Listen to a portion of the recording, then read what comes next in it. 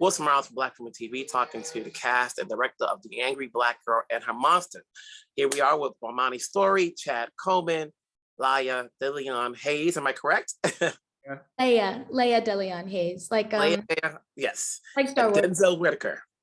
How's it going, folks? What's going on? All man? is well. All is well, brother. You know, so I've known some of you for a number of years, but let's start with you, Bomani. How'd you put this story together?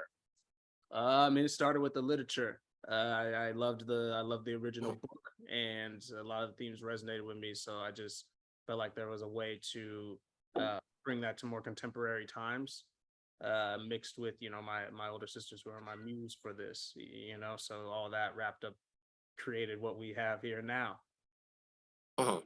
As I was seeing the movie early on, people talked to me about, you know, played at South by Southwest. They were like, "Oh, it's Frankenstein, but with a black cast." You know, that's the initial word I got. It's like it's Victor Frankenstein, but this one, her name is Vicaria. Find a way to swing that out there, and then you put this story together. It's well produced, it's well executed. I love the production design. Sometimes when you see a film at these festivals and it's by a filmmaker you don't know of, you want to make sure that for their first time out, everything's all in place. You could have a good story, bad production design, or vice versa. I think everything here is working. Especially, we don't have that many Black horror films out there like that sells. So, Laya, what went into taking on this role, and you know, being this was a big role for you? Yeah, very big role for me. Just as an actor, it seemed like a really great challenge. I also had wanted to do horror, simply because I thought it would be just exhilarating to be a part of a genre film like this. And when this movie came along and I was able to read for Vicaria, I was extremely fascinated by this character, not just because, of course, she's relatable, but there were parts of her that were very flawed and could be seen as messy, or she seemed like she was trying to put together the pieces and she couldn't completely figure out how to process everything that had happened around her in her own communities. And that was something that I found really impactful. And then, of course, reading the script and having meetings with Bomani, it really opened my eyes to collaborating and being a part of something really special. So to even get the idea and the audition in my inbox was one thing, but then to actually film it and be a part of such a wonderful cast and crew, it just meant everything. And like you said, there's Black horror out there. Maybe we don't get the eyes on it a lot of the times. So it's wonderful for me as an actor to be a part of something genre-based like this. And I feel very grateful to be a part of it. Speaking of horror, obviously, Chad, you're no stranger to this. People know your background, you know, where you've been at for a long time. Here you're playing that father that people can relate to. That teacher scene was like, okay, you know, he's not the conventional father, but like, wait till we get home. Right, he's not that guy. You know, he completely is the opposite, you know? No. So talk to me about, obviously, for as many projects that you've been doing, what led you to say yes to taking on this one? First and foremost, honestly, because the title, and then when I read the script, and I love when we go into other neighborhoods and places where they call them classically, you know, like it's appropriated for a certain audience, you know, and when we can get in there and turn it over and flip it around and show you our life, you know, through something that is considered to be for a specific audience. Well, here we are, you know, a bit like Hamilton to a degree, not the same, but, you know, a little. And so I found that very intriguing because it means more than one thing, folks. You know, I appreciate that. Like when we can see ourselves in places where others don't really see us, and then that goes right to the heart of the film. You know, see us, see all of us. You know, and then I talked to Mr. Denzel Whitaker because I saw his name being banded around that he was going to be a part of this thing. And, you know, I got mad respect for this brother's artistry and the way he sees the world. And we've had many deep conversations and worked on personal projects. So I called him up. And when he said, man, I said, who's this Bomani J story? Is that a real name? I said, that's a real name. That's his real name. He telling stories, his last name. No, I just called him up and said, "Hey, brother, man, this is so exciting, bro. What's up?" He said, "Man, this is an incredible project, and Bomani, he's a genius, and I love rapping with this guy." And I was like, "I'm all in." That's how it went down. You know, Denzel, you and I have known each other for a long time. I've talked to you for a number of projects you've done. Here you're playing against type because you're normally the good guy in some of these movies. Not to give anything spoilers away, but you're like, okay, well, I'm sure you put this together. It's like, no, I want to play this character. It's too obvious if you're playing, the type of roles you normally play, So talk to me about your involvement in this. Yeah, similarly to Leia, it came across my desk, and it was one of those things where immediately when I read it on paper, I was like, okay, well, just the way you said, this isn't me. These aren't the character traits and the colors that I'm used to portraying on screen. And especially if this is something that I'm serious or at least considering, how do I make this different? How does it work for who I am as a person, what I would bring to it as a character, and also to what is the portrayal of Black men? Are we perpetuating the stereotype? Are we continuing to go down that road? And what are we trying to say about Black men, especially within this community? And what really was the game changer for me is actually meeting Bomani early on within the process, getting to understand his vision, understanding that he wanted to show a very three-dimensional character, something with more layers than what appears on the surface, and really just kind of getting a window into Kango's life, into his intellect, into his family life, the people who he actually cares about, and why he makes the choices he makes. And that all encompassing for me is what really like drew me to the character of Kango. And I was able to really find like the nuance or the core, the nugget of the character and really, bring that to life. Bomani, obviously, when you put together a film, there's a lot of challenges trying to get it together. There's putting to crafting it well enough, so that way people can buy into it, your producers, your executive producers, then getting the cast, and then executing it. Because sometimes what's on paper doesn't always get executed well on screen. What was the biggest hurdle for you? I mean, just like I guess maybe trying to think what if any, because from the get-go, when I had the script, I would tell everybody involved, whether it was the crew, and I even told the cast, I was like, if we capture exactly what's on the script, then we failed this movie. And the example I always gave was when you watch The Shining, when you separate Jack Nicholson from it, it's a different movie. When you separate him from that role, he brings so much, and that's what I ask of my cast and crew is like to build on, not just try to execute what you see, but to build on it and bring whatever it is that you think is important, and stand on top of this foundation that's been laid.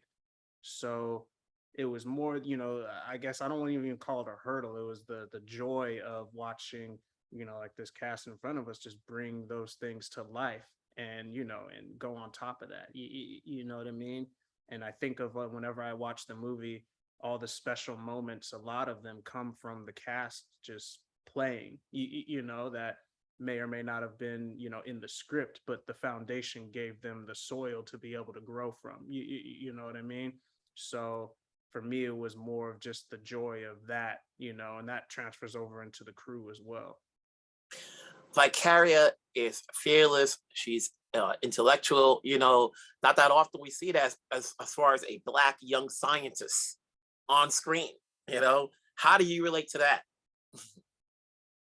Oh, I mean, well, I think of course, she's intelligent and she's brilliant, but I think anybody who's young and Black and living in America can understand that sometimes your certain passions or the things that are your gifts can be looked at and put into a box or category. That's exactly what we see in that teacher scene. And even throughout the film within her own community, is people are always telling her what she's supposed to do or what she is or what she isn't. And Vicaria always finds a way to go against that or to stay true to her own beliefs and follow it. So if anything, I definitely relate to it. I mean, there's certain scenes in there that honestly felt like when we were performing them, even with Chad, that me and my dad would do, like the teacher scene. I felt that we had all that familial bond, and it was able to translate on screen. So there are parts of Vicaria, of course, that I could relate to, but there were things that I even learned playing her fearlessness, like you said, and how she kind of marches to the beat of her own drum, that as a person and also as an actor, I was able to take and learn from her. So if anything, it taught me a lot about myself just playing Vicaria. And that's not something you get very often with young Black characters. A lot of the time they like to fit the stereotype, or you're only going to play a friend, you're not going to play the lead. And with this, it was something completely different. And even as we were going on set and filming it, the experience was completely different and more collaborative than anything I had experienced before. The movie's coming out shortly before Father's Day, but I think this, if it gets talked about, people will see it on Father's Day because they want to see this relationship between father and daughter. You know, even though there's more angles to the story. For you, Chad, you know, when you look at the story, you look at the relationship, you know, this is not the type of movie you're doing a lot of research on, but how do you relate playing the father to this character? He said, it's not a movie you're doing a lot of research I'm on. saying, like, you know, Yeah, we know you're not doing research on, like, I'm saying, you're not going to be doing research on, you know, bringing the dead back. You the ex-film and- blackball. Call him up. He coming up in here with it. Now, I know, I'm joking with you because I know you as well. So again, I say it 1,000 times over, it's so important to see African-American males be vulnerable. And to have to negotiate that challenge, but to still, just grab a hold of your faith and perseverance to keep your family together. You know, he's a flawed man who loves his family. You know, and a bit of her out of the boxness comes from him. You know, he gave her that, so that's a beautiful thing. He encouraged her to be who she is. And even in his flawed, not best self moments, he was able to show up for his child in that room, understanding the danger that was happening. You know, that scene was one of the ones that jumped out to me right away because it had just recently, that situation had occurred. You know, it was all over social media. You know, I had seen the scene. And I was like, wow, thank you, man. Thank you for taking this on, bro.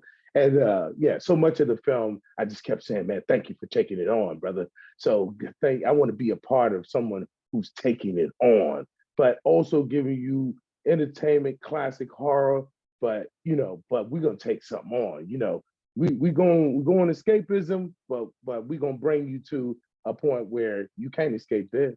You know, when you leave out of here, you're not just going to be talking about Frankenstein. You know, there's a lot going on. That's on your mind too, which is a powerful. You know, it's hard to calibrate that. And this man, you know, he put a lot of balls in the air, and was able to check every box.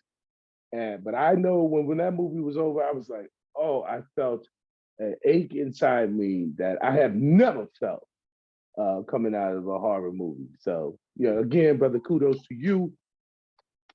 Kudos to what the community, what our people mean to you, and wanting to get that out there. And it's clever and smart to use a classic deal, right? Because that brings some other people sniffing around the cheese now. You know what I mean? You know what I'm saying? There's got to be something people want to reference to. You doing a Frankenstein? What you doing? You doing Frankenstein? Well, come on over here. Come on over here and check this Shelley out. You know, I love it. Hey, Denzel, when Chad said he called you, had you already met Bomani, or did you guys talk through phone and Zoom and stuff like that? We hadn't met in person. We had already talked through Zoom. It was through the auditioning process. By that time, I was already attached. So we at least had, a couple conversations. So, when Brother Chad hit me up, I had nothing but praise. I had nothing but high words. I mean, listen, this man has been sitting on this IP, this idea for so long. And then now, almost what, a decade later, Bomani, it's like the opportunity presents itself. You know, he gets the green light. He has a full, you know, studio and company that's willing to go to bat and be behind his vision. And of course, there's another young black brother. Like, why am I to not support that? Are you kidding me? We only get but so many opportunities, you know, to produce our vision. And this is a man who's genuinely trying to say something, and trusting us, you know, as his cast to come on and bring his words to life. So yeah, when Chad gave me the call, I got nothing but high praise, because it's like we gotta support our brother. We gotta support the community. When he says Absolutely. a decade, are we saying that like because the time frame now, because we have streaming services and there's a lot more platforms, we can get things done? Is that the reasoning? And obviously, you know, it's hard enough to get a film done, especially hard to get a black film done with a black cast. You know, what were some of the challenges, you know, that took you so long to get this together? Was it producers or investments, you know, or the time frame to get the right team? I mean, it was a mixture of all those things. You know, it's like, you know, got a lot of rejections. The script, you know, a lot of meetings that didn't go anywhere. You know, and you know, it's just like, and then when you're the new kid on the block, you know, people don't know you like that, right? You know what I mean? It's just like, even hearing the story between Denzel and Chad, it's just like, you know, he's like, oh, man, I don't know him like that, right? Like, you know, since I'm checking to see him, like, if he's cool people. And you know, Yeah. shout out to Denzel for, you know what I mean, for or you know, for doing that for me as well. You know, so it's just like, I think a combination of all those things are what took it so long to kind of gestate, and you know, and just like persevering through all that. So Leah, obviously, I'm going to end off with you. You know, you're the lead of this film. You know, I've watched your work on Equalizer. What's your takeaway from, you know, working with this cast, being in a lead role? We need more young actresses taking on lead roles. You know, I think you did a great job. What's your takeaway from Bomani's direction that you can take on to whatever projects you do next? Right. Well, I think just as an actor, like being in this position, the main thing is I just want to be challenged at the moment and get good roles and impactful stories. And this was that. And even like comparing it to Equalizer and what this situation and opportunity has been with that is there were such wonderful guiding forces that are a part of both opportunities, whether that's with Denzel, Chad, or Bomani. They were able to kind of take their hand and put it out, especially Bomani, and really believed in me to lead in something, which was completely invaluable as a young actor. And then to play Vicaria and to be a part of like this retelling of Frankenstein, like we've all said, like these aren't stories that get made very often. They're hard to get made. And the goal as a young Black actor is to be a part of projects and play characters and be in spaces where maybe we weren't supposed to be in, or they would say we weren't supposed to be in a few decades ago. So that's my goal as an artist, and this project was the perfect opportunity for that.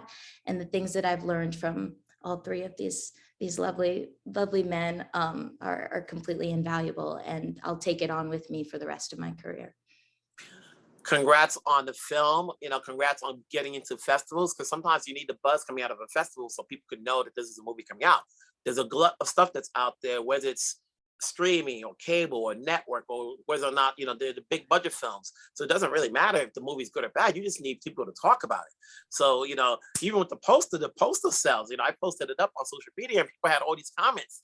You know, any engagement is good engagement, you know, so that way at the end of the day, there's a digital footprint that this movie is out there and exists. And hopefully people can watch it, they'll catch on, they'll talk about each of you.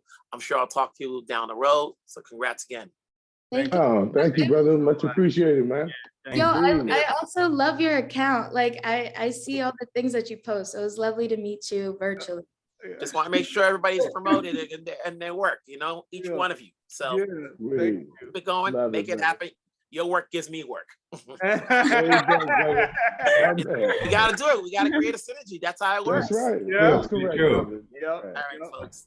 Take care. All right. Take I care, man. appreciate you. Yeah.